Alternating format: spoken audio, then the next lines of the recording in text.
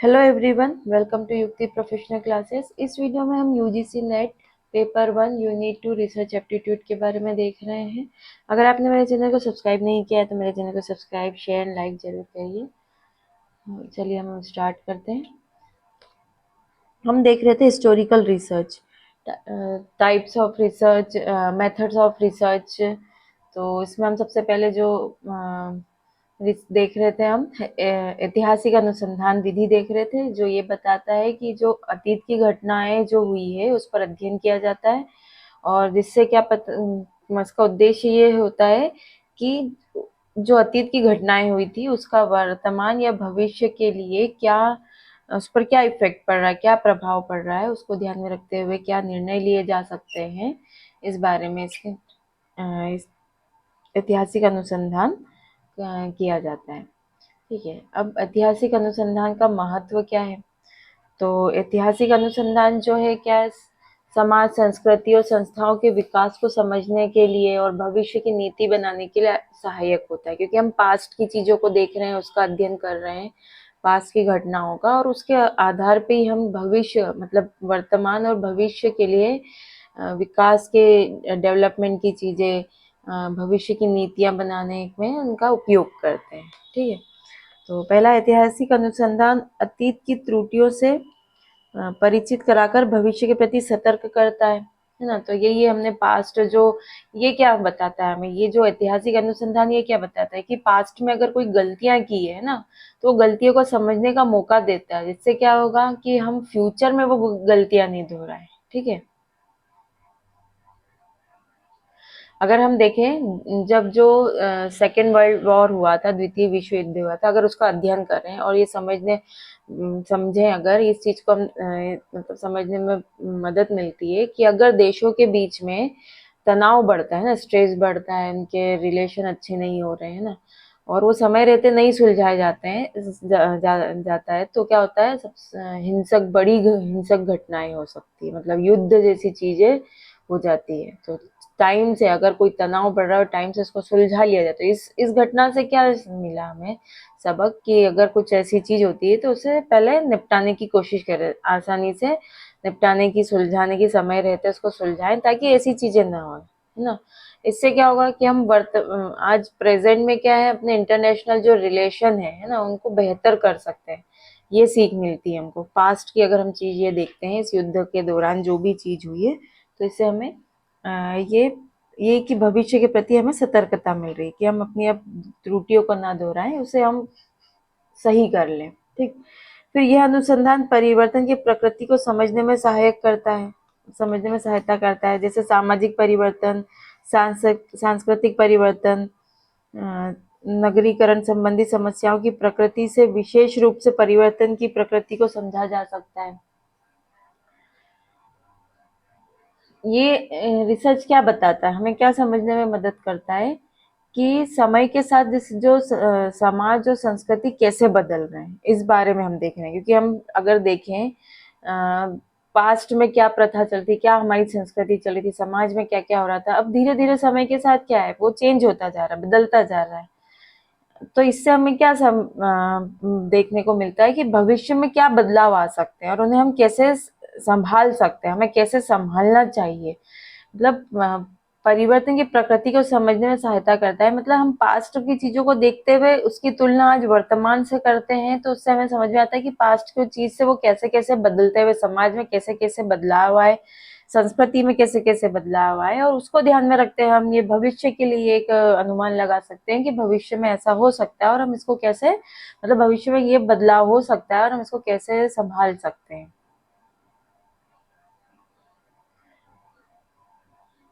अब जैसे अगर औद्योगिक क्रांति जो हुई थी, उसका अगर उसका रिसर्च किया करें, उसका प्रभाव देखते हैं अगर, है ना, तो क्या समझ में आता है कि जो गांव है, गांव से लोगों ने क्या किया, शहरों की ओर पलायन किया ना, वो यहाँ आ गए। और कैसे ये चीज हमको देखने को मिलती है कि अब क्योंकि यहाँ पे नगर में क्या हुआ, एरिया तो सीमित था लेकिन जनसंख्या बढ़ती गई, है ना। तो नगरीकरण की समस्याएं जैसे आई, कैसे नगरीकरण की समस्याएं उत्पन्न हुई हमारे, है ना। और फिर झुग्गी झोपड़ियों से रिलेटेड, पर्यावरण प्रदूषण से रिलेटेड क्या क्या समस्याएं पैदा हुई इस वजह से। तो ये हमें भविष्य में क्या है, नगरीकरण से संबंधित नीतियां बनाने में मतलब समझाने में हमको मदद करती है। ठीक है। फिर अतीत के आधार पर वर्तमान का ज्ञान कराता है। वही बताया था कि हम पास्ट की चीजें देखते हैं, उससे क्या इफेक्ट आता है, क्या हुआ था, है ना। तो उसका वर्तमान पर क्या प्रभाव पड़ा है, वर्तमान में स्थितियां कैसी बनी है, तो इससे हमें ज्ञान होता है। नेक्स्ट, इस अनुसंधान का महत्व शुद्ध अनुसंधान और व्यवहारिक अनुसंधान दोनों ही दृष्टिकोण से शिक्षा एवं मनोविज्ञान के लिए वैज्ञानिक आधार प्रदान करता है। अंधविश्वासों एवं भ्रमों का निवारण करता है ये।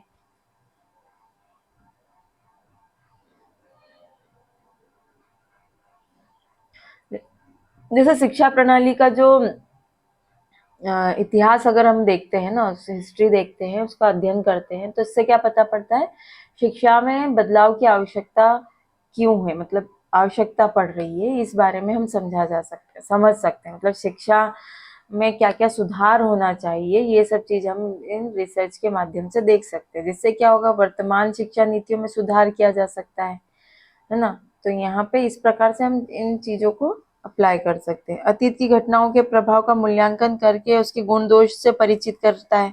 हाँ, तो अतीत की जो भी घटनाएं हैं, हम उससे कंपैरिजन कर सकते हैं और अपने क्या सही गलत है वो हम देख सकते हैं। सामाजिक जीवन में इस अनुसंधान की व्यवहारिक उपयोगिता भी है।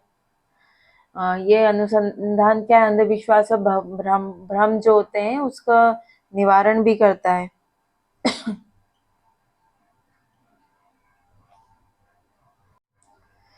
तो अतीत की जो घटनाओं का मूल्यांकन करने के लिए जो प्रभाव का मूल्यांकन करके गुण दोष से परिचित कराता है।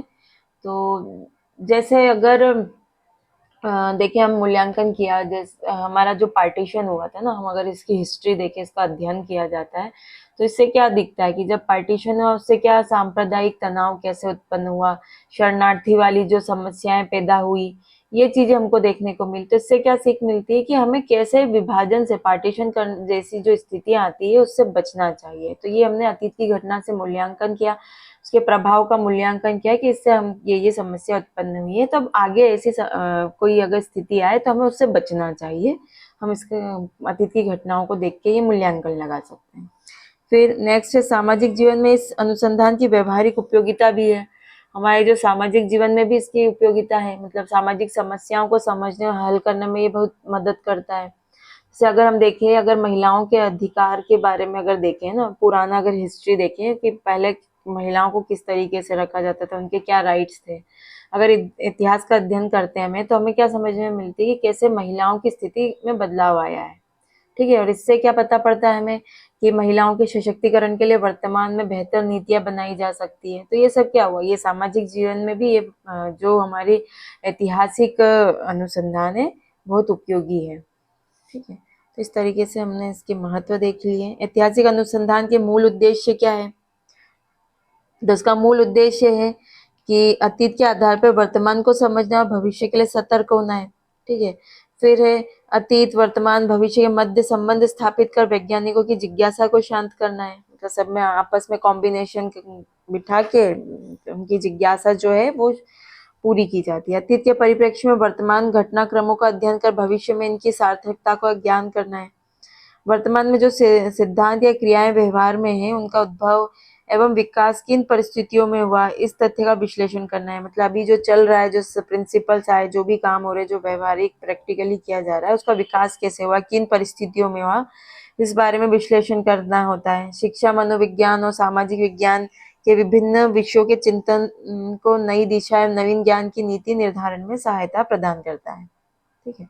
फिर ऐतिहासिक अनुसंधान की समस्याएं बताई गई है कि इसको, जो ये रिसर्च की जाती है, इसमें क्या हमें देख परेशानी होती है ना। सबसे पहले तो ये है कि यहाँ पे जब हम ऐतिहासिक अनुसंधान करने जाते हैं तो यहाँ पे तथ्यों की उपलब्धता नहीं होती, संग्रहण विश्लेषण में आने वाली कठिनाइयां इस तरीके की होती है। जैसे तथ्यों का बिखराव है, दस्तावेज का नुकसान संबंधित, ऐसे कुछ कुछ हमें इसमें देखने को मिलेगा। तो वर्तमान वैज्ञानिक युग में ऐतिहासिक अनुसंधान का महत्व धीरे धीरे सीमित हो जा रहा है। आधुनिक युग में किसी समस्या के अध्ययन में कार्यकारण संबंध पर अधिक बल दिया जा रहा है ना, जिसका अध्ययन ऐतिहासिक अनुसंधान विधि द्वारा अधिक सशक्त ढंग से नहीं किया जा सकता है। अब ऐतिहासिक अनुसंधान में सबसे बड़ी जो समस्या है तथ्यों का बिखराव है यहाँ।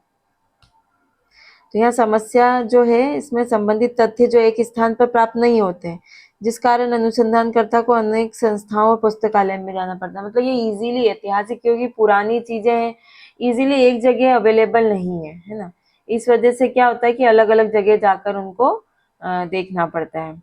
अगर मान लीजिए अगर कोई रिसर्च करता हमें अगर भारतीय स्वतंत्रता संग्राम का अध्ययन कर रहा है तो क्या से ब्रिटिश इंडिया के दस्तावेज के लिए ब्रिटिश लाइब्रेरी, दिल्ली के राष्ट्रीय अभिलेखागार और विभिन्न राज्य अभिलेखागार जैसे अलग अलग स्थानों पर जाकर तथ्यों को इकट्ठा करना पड़ेगा। इससे अनुसंधान की प्रक्रिया क्या होगी, धीमी और जटिल हो जाती है, टाइम बहुत लगेगा, है ना, कठिन हो जाएगा, इतना अलग अलग जाकर ये सब चीजें इकट्ठा करना फिर रिसर्च करना तो बहुत टिपिकल हो जाता है। ठीक, फिर जो लाइब्रेरी या संस्थाओं में कभी दस्तावेज जो भी रखे हैं वो क्रम में नहीं होते हैं ना, कभी उनको क्या होता है दीमक लग गई, चूहों ने खत्म कर दिया, मतलब किसी ना किसी वो नुकसान है, दस्तावेज नुकसान हो जाते हैं। पुरानी पुस्तक है, पेज खराब होने लगते हैं, उसमें कीड़े मकोड़े लग रहे, दीमक लग रहे, चूहे ने खा लिया या अन्य कारण कुछ भी हो, खत्म हो जाता है। तो इसके कारण क्या है, प्रॉपर जानकारी फिर नहीं मिल पाती है।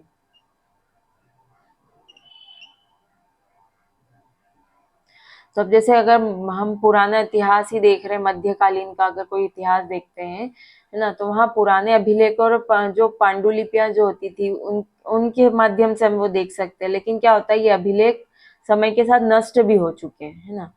तो जिसके कारण क्या हुआ कि हमें इसको इतिहास को समझना मुश्किल हो जाता है।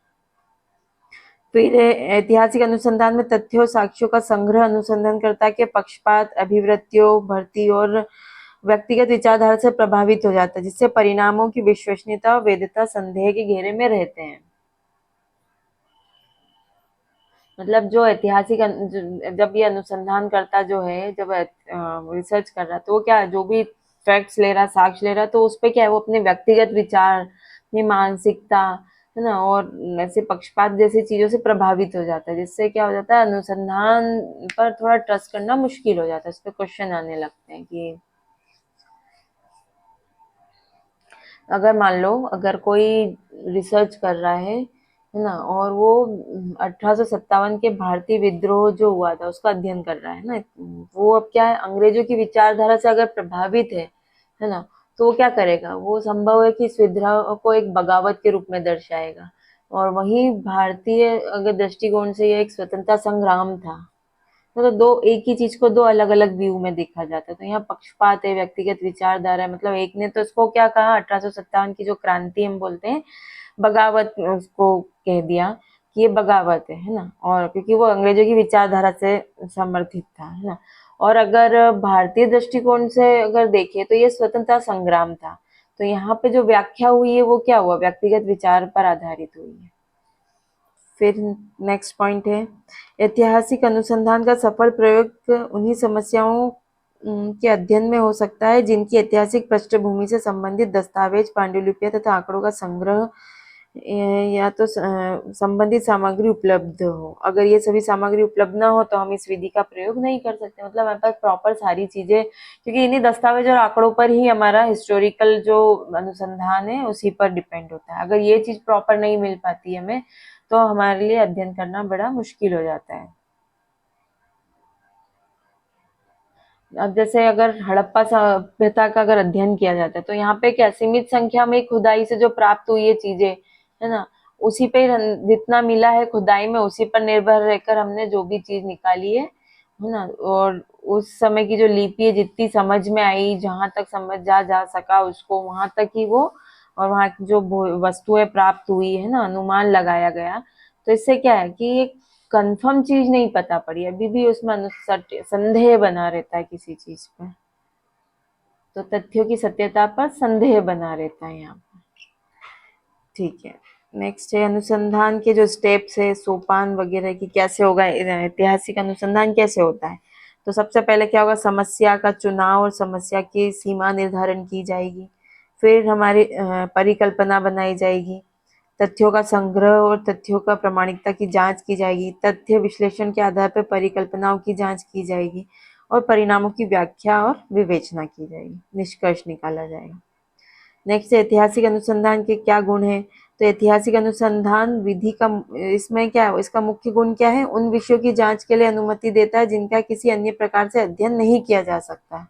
ऐतिहासिक अनुसंधान की उपादेयता शिक्षा, समाजशास्त्र, सामाजिक मनोविज्ञान और मानव विज्ञान में अपेक्षाकृत अधिक है, क्योंकि शिक्षाविदों को शिक्षा प्रणाली को बेहतर बनाने में इस अनुसंधान की आवश्यकता पड़ती है ना। और ये जो ऐतिहासिक अनुसंधान का जो महत्व है वो मूल अनुसंधान जो प्योर रिसर्च जो है और व्यवहारिक अनुसंधान, इन दोनों ही दृष्टिकोण में मतलब महत्वपूर्ण होता है। चलिए, आज के लिए इतना ही, मिलते हैं नेक्स्ट वीडियो में। Thank you.